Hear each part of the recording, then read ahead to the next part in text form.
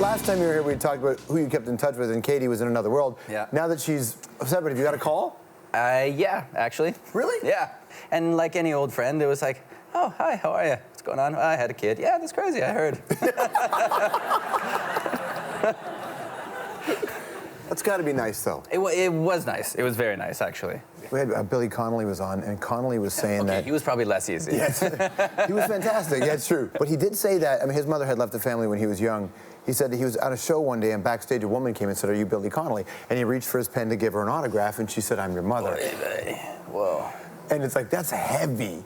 I had kind of a similar experience. I was doing a play in London, and the stage manager came back and he said, there's a guy at the back door, he says, at the stage door, he says, is your father? I said, don't worry about it, he's a crank, I haven't seen my father in 20 years. And he comes back and he goes, he's about 6'2", he says, your mother's name's Fiona, you're born on June 11th, 1978 at a house in Topanga, and you lived in Topanga when you were a kid. I was like, okay, that could be him.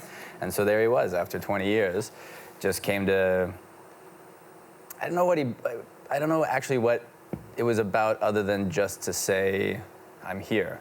It was a very odd experience. It was difficult for both of us, but yeah, I feel that.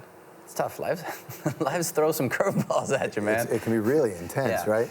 And it's intense, and you know, that just boys to men and sons with fathers is such a fraught existence, and then to throw that distance and the broken families on top of it, and you know, there's all sorts. I mean, we can talk about this for hours, but I'll have to be laying like this instead. However you're comfortable, man. Yeah. You know, there's all sorts of loyalty issues that go into that as well, because my mother's very much the one who raised us, and it's hard to even try to make that effort towards your father. Yeah, right? it's just like having the conversation felt a bit like I was turning my back, which is not the case. That's my own weird guilt, and it's certainly not anything my mother would put on me. But I get where he's coming from. It's just a strange experience.